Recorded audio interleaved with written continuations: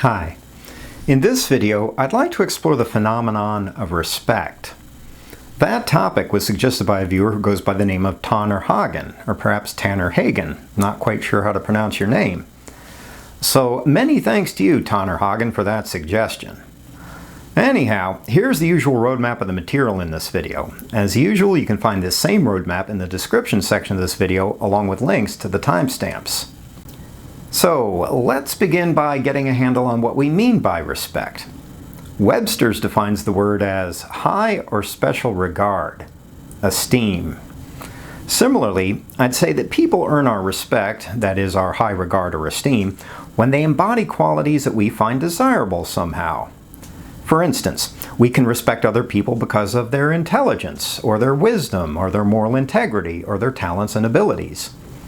However, I suspect that usually there's also a hidden self-referential side to respect.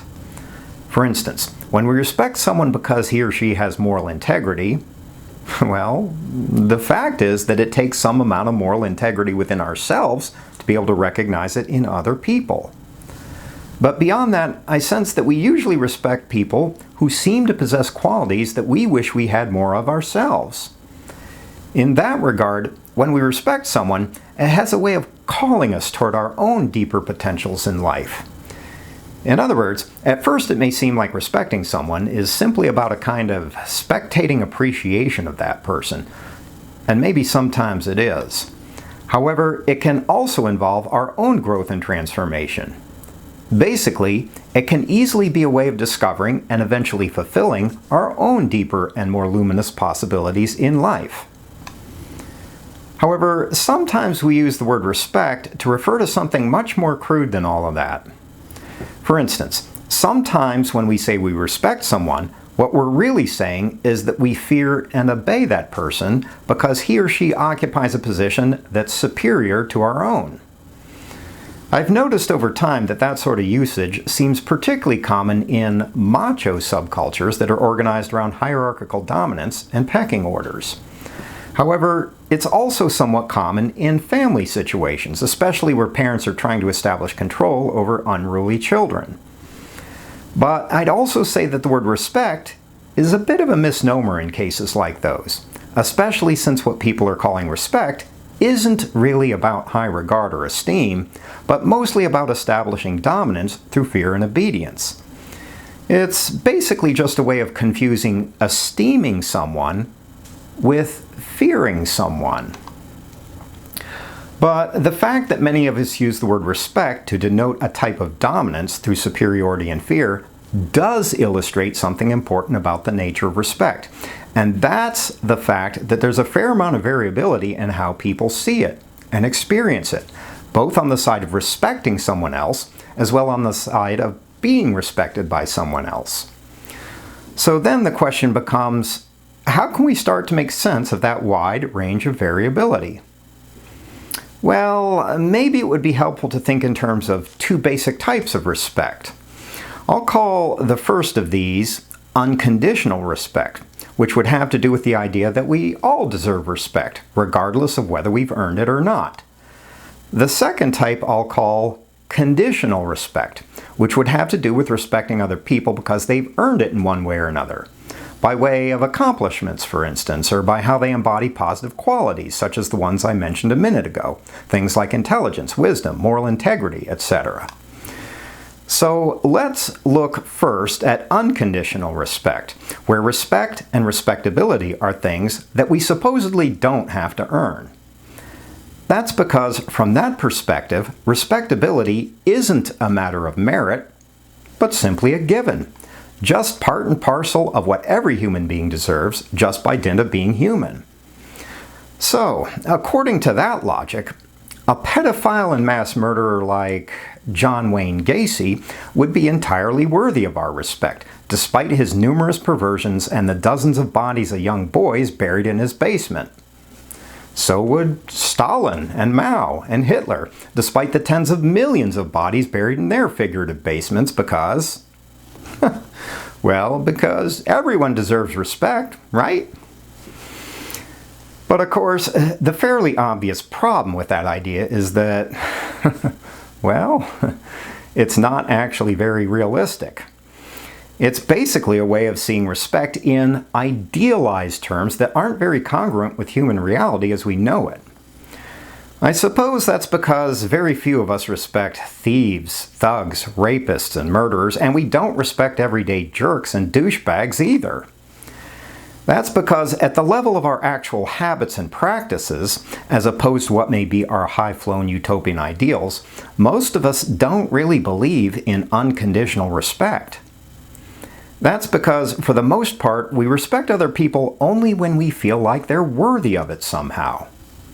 True, occasionally there may be a fully evolved bodhisattva among us, someone who is so spiritually advanced that he or she is on the edge of transcending physical existence altogether and about to morph into a beautiful beam of scintillating blue light.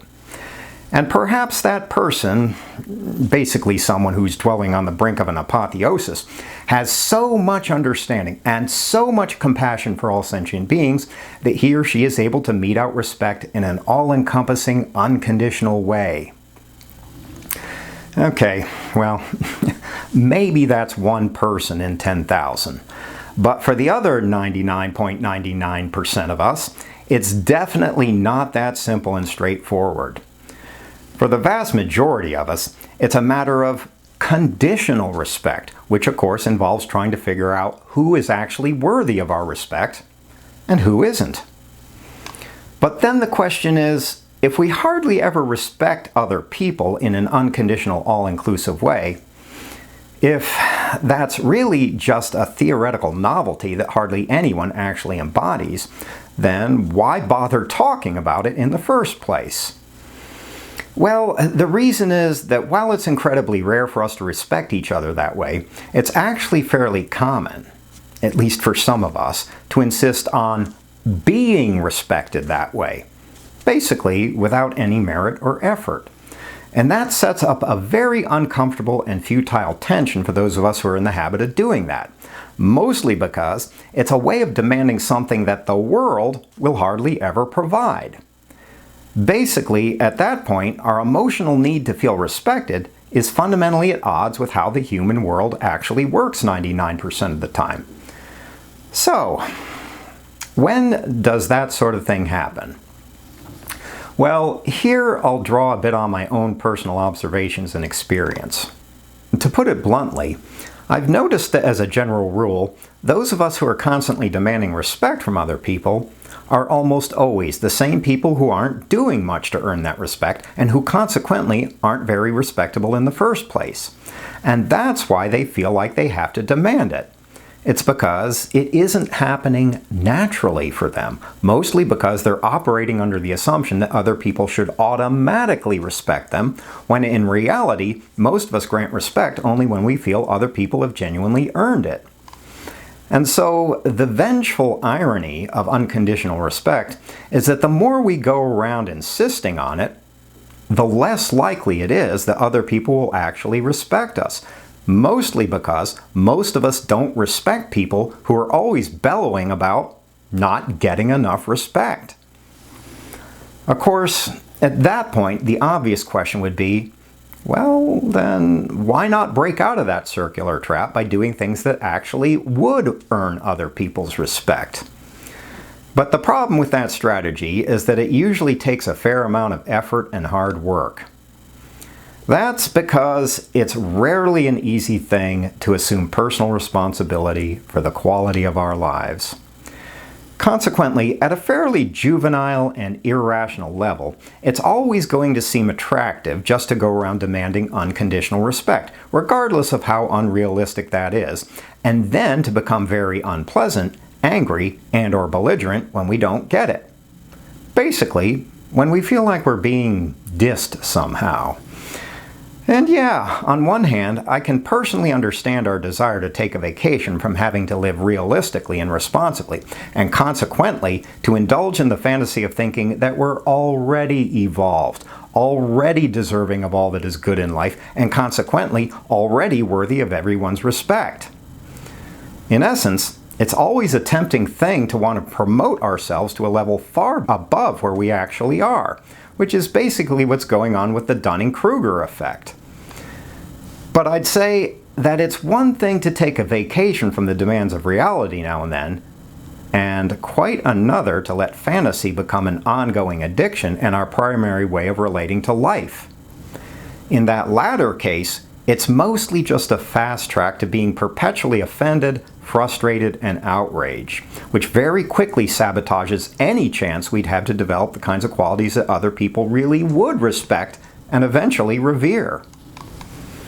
But on the other hand, when we really are being true to reality and really are earning other people's respect in a conditional way, well, in that case, the whole question of whether we're being properly respected hardly ever becomes a serious issue.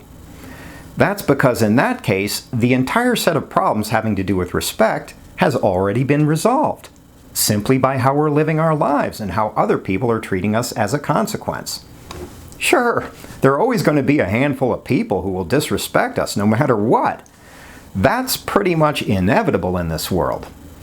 But when we're already feeling a lot of respect coming from other people, when we're already living in a state of abundance with regard to respect, well, all of a sudden, the inevitable presence of a few disrespectful people isn't going to spoil our day. That's because at that point, we don't actually need their respect to feel good about ourselves because, drumroll please, we already feel good about ourselves. So respect never becomes a problem, never an excuse for belligerence or violence. And encountering disrespectful people, which again is pretty much inevitable in this life, is just another, oh well, or whatever dude, type of moment. In other words, it's no big deal. So we don't need to get into arguments or fist fights or drive-by shootings or three-state killing sprees about it. We can just go on with the business of enjoying our lives and helping other people enjoy theirs. So at this point, probably the obvious question is, okay, but if we're not feeling like we're getting enough respect in our lives, and if it's self-defeating just to go around complaining about it or demanding it outright, then how can we go about getting it? Well, like I said a minute ago, the first step would be to start earning other people's respect, to become respectable in our way of being, in what we do and how we are in this world. However, at this point, there's another, even deeper problem, and it has to do with authenticity. Basically, when we're only posturing in a way that we hope will get other people to respect us, it hardly ever works. The reason is that that strategy is really little more than a form of manipulation, and most of us don't really respect pretenders and manipulators. That's because at some subtle level, we can usually detect the element of falseness in it, and most of us don't have much respect for falseness. For instance, that's why I'd say that most big-name politicians aren't really respectable, at least not in the deep and genuine sense of the word. Sure, they may hold a lot of power over us, and may occupy positions in the pecking order that are far, far superior to our own. But in my estimation, it's almost always wedded to the ongoing production of a kind of theatricality, a kind of false veneer of respectability without any real basis, which we usually discover, almost like clockwork, when we find that they're cheating on their spouses, or taking kickbacks for political favors, or just being generic, self-serving swine. I think you know the drill. But the point here is that becoming worthy of respect isn't about producing the kind of phony theater that we think will make us seem respectable. It isn't about pretending to worship other people's hollow tin gods in order to propitiate them. And it isn't about being the biggest manipulative people pleaser on the planet either. Instead, it's about being true to our own way of being, especially in a way that's perceptible and inspirational to the people around us. And that could take any number of forms. Some of them are big and dramatic, but probably more commonly, they're small and everyday. And that's where I suspect the origin of respect really lies, in the small moments, The tiny gestures of kindness and compassion and integrity that are so easy to overlook, but that subtly find their way into our perceptions of each other. Perhaps most of all, when we're not even aware that it's happening. Basically, the paradox of respect is that it hardly ever happens when we're trying to force it to happen. Instead, when it happens, it's mostly an after effect of living authentically, of being true to ourselves as consistently and as faithfully as we can.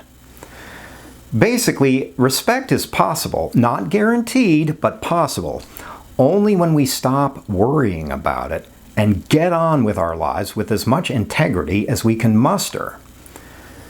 In that regard, I'd say that respect is a little like happiness.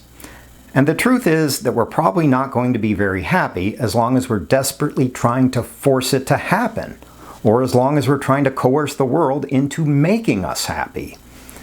Instead, we're happy when we're moving through our lives in a way that's deeply consonant with the people we really are. When we're engaging the tasks and demands of the day with all of the fire and all of the passion that is in our souls, and a deep and abiding sense of meaningful engagement with life. So, if you want respect, or if you just want to be happy, I'd say live with integrity, with a kind of deep commitment to your own unique way of being. Live as if you were going to die someday. As if you were indelibly marking all of time and space with everything you say and do. Let the passing moments of your life become a beautiful consummation of your entire existence in this world. Because I'd say that at the end of the day, that and that alone is the only thing that's really worthy of our respect. Okay, anyhow, thanks so much for watching and listening. And as always, take care of your soul.